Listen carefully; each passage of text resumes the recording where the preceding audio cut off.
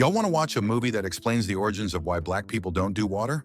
The movie begins with a girl named Jen, who is washed ashore on an island. She gets up and rushes over to her friend, Brad. She turns him over and repeatedly calls out his name, but he doesn't respond. She notices a barnacle sticking out of his stomach, panics and screams for help, yet no one answers. She removes her life jacket and takes Brad's flare gun, then drags his heavy ass from the water. He eventually regains consciousness as she tries to help him. She musters the courage to pull the barnacle from his side, causing him to scream in pain. Oddly, he asks her if she has seen it. She thinks he's talking about his micropenis, then leaves to get him some water. She finds a coconut and a sharp rock to crack it open. When it starts to come out, she rushes back to Brad, but it's too late. The mayonnaise has already expired. Jen walks around and heads into the forest bordering the beach. She finds a bag hanging from a tree branch and a cooler. Inside the bag, she discovers a pill bottle. She opens the cooler and finds cola bottles, a thermos, and a tin can. Inside the tin, she finds matchsticks. Continuing her search, she finds 2 backpacks containing an old Game Boy, a plushie, and other miscellaneous items. Give me TikTok, and I'd be happy being a troglodyte on the island. As Jen continues exploring, she finds a hollow log on the beach. Hearing noises from inside, her white side decides to approach it. Suddenly, a parrot flies out and startles her.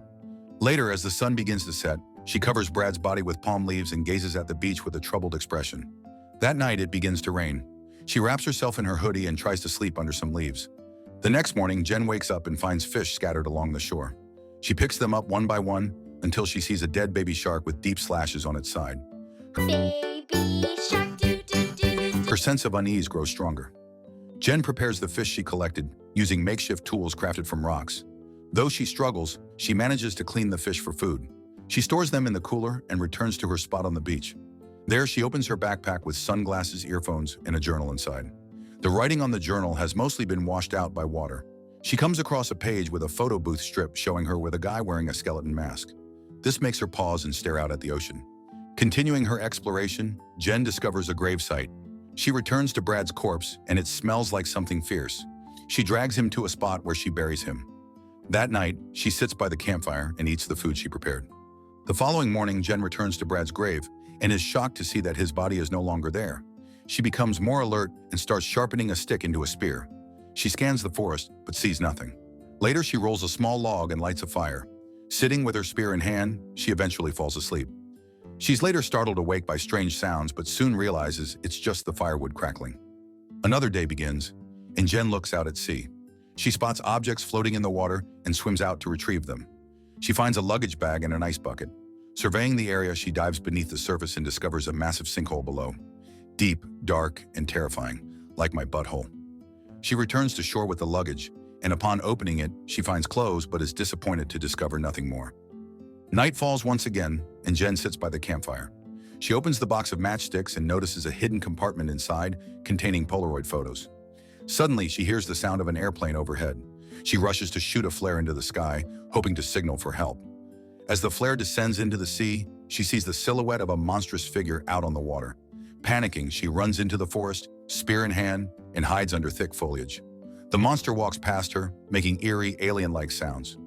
Fortunately, she remains hidden and unharmed until morning. Is this the new season of Lost? Jen returns to her campsite and examines the Polaroid photos. In one of them, a woman is with a strange set of glowing eyes behind her. This deeply unsettles Jen. She then looks at a life jacket and has an idea. She opens the luggage and stuffs the life jackets inside, creating a makeshift buoyancy device. She already got 2 great ones attached to help out. She tests it out in the water, but it fails, leaving her frustrated. She walks back to the hollow log and crawls inside, deciding to use it as shelter and protection. Night comes again, and under the moonlight, the sound of the creature begins to draw near. It grows louder, and she struggles to stay calm and silent. The monster climbs onto the log and begins rolling it around. Jen remains inside, trying not to panic, until the creature eventually gives up and leaves. The following day, Jen emerges from the log and begins her day once more. She attempts to catch small fish, grinds them up, and tosses the remains into the sea to bait larger prey. She succeeds in catching a small shark and celebrates joyfully. She brings it back to camp, hangs it out in the open for the monster, and hides under leaves to observe. She eventually falls asleep. A faint crunch in the underbrush wakes her, and she sees that the shark is gone. The monster is nowhere in sight, but she has survived another night. The next day, while sharpening her spear, Jen finds a body washed up on shore. She rushes over and discovers it is a man, already dead, with his lower body eaten off. Just like with the shark, she hangs the corpse as bait for the creature. She kinda savage. She assumes her hiding position and watches. The monster eventually arrives, claims the body, and disappears into the darkness. Suddenly, she hears the sound of an airplane engine overhead. As she prepares to reveal herself and call for help, the monster reappears and begins walking directly in front of her. She stays still and tries to suppress her anxious breathing. Once again, she manages to survive the night. Another day comes. Using materials she has gathered, Jen constructs a hammock and ties it high in the coconut treetops, hoping it will keep her safe overnight. In the middle of the night, thunder wakes her. She looks out into the distance and sees movement near the trees. A flash of lightning reveals the creature's figure. Jen sinks lower into the hammock, terrified. As the creature's sounds draw closer, she twists her body to peek below. Suddenly, the hammock begins to slide. The monster yanks it, causing Jen to fall to the ground. She grabs her spear and runs toward the beach. The monster charges after her. As it jumps in front of her, she thrusts the spear into it. The creature strikes her, throwing her twice across the sand. She lands on the shore, and when she looks up, the monster has vanished. She has survived yet another night. Either she, the luckiest girl, or that monster don't like dark meat. The next day, Jen sits down to check her wound. An ungodly gash on her leg. She bathes and changes her clothes. Damn, she still knows how to look cute out here. Out of nowhere, a raft appears in the distance. She swims toward it and finds her friends, Lucas and Mia. Once they reach the shore, Jen embraces Lucas tightly, both of them seeking comfort in each other. Later, Jen welcomes them with a meal of fish and coconuts, and cola to go with it. Mia asks how there's cola on the island, and Jen explains that it's leftover supplies from a family who had stayed there long ago. After they eat, Jen tells them they should leave the island as soon as they're ready. Mia and Lucas are reluctant. Lucas responds, telling Jen, "Sweetheart, I'm sure there's a lot of animals. This gaslighter finna die and I won't care." Jen insists that it's a monster, one that hunts for food on the island and drags its prey down to the ocean butthole. She even recounts seeing it take Zach's washed-up body. Mia and Lucas remain unresponsive, barely acknowledging her warnings. Jen opens the tin box and shows them the Polaroid photos, pointing out the pair of glowing eyes in one of them. She tells them about the graves she discovered, but they still don't believe her. Lucas says they should wait for someone else to arrive, and Mia agrees, saying Brad might show up too. Jen reveals that Brad is already dead. Mia takes the news hard and leaves. Lucas asks what happened to Brad, and Jen explains that she buried his body herself, but the creature came and dug it up. She describes the monster and shows him the black blood still on her spear. Mia asks if Brad was in pain, and Jen tries to reassure her. Later, Jen and Mia talk while sitting by the beach. Mia shares how scared she was on the raft, thinking she wouldn't survive. Jen replies that she'd rather have died on the raft than die on the island, but Mia tells her she doesn't know what it's like out there. Jen stands up and walks away. She goes to Lucas and tells him her plan to head west, since she's seen airplanes fly in that direction. Lucas doesn't really listen, and Jen pleads with him to believe her. Lucas admits he's just having a hard time processing everything. Jen stands to get more food and tells him to get Mia ready. She prepares bait and begins fishing. When she returns to the camp, she says she's caught enough food to last a week. Lucas and Mia don't speak but clearly seem uneasy about something. When Jen suggests loading the raft, Lucas refuses to leave. An argument erupts with Lucas and Mia backing each other against her. Frustrated, Jen gives up and goes for a swim.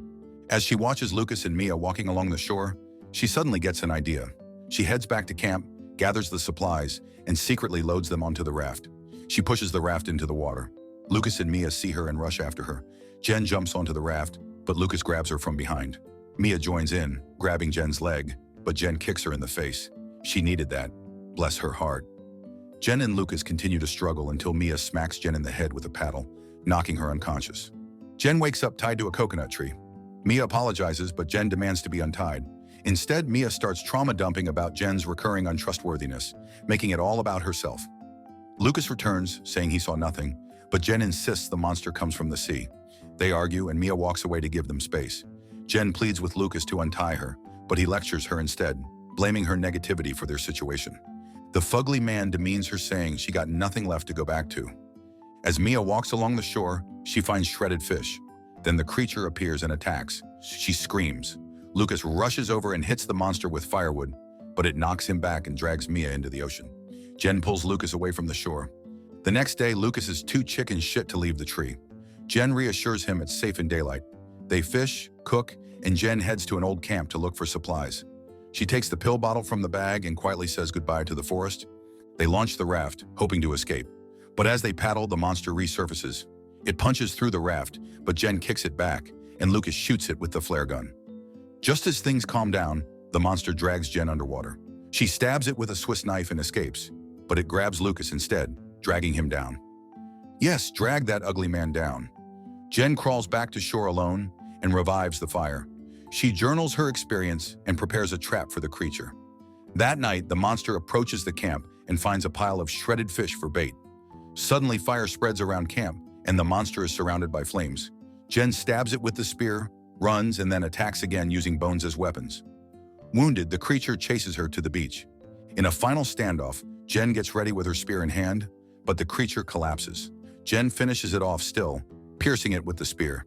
She then cuts the monster up to seal its fate. And that's why black people don't do open water. What did you guys think of this one? Subscribe to watch more videos like this. Turn on notifications. And leave a like, it really helps the channel out. Thank you for watching.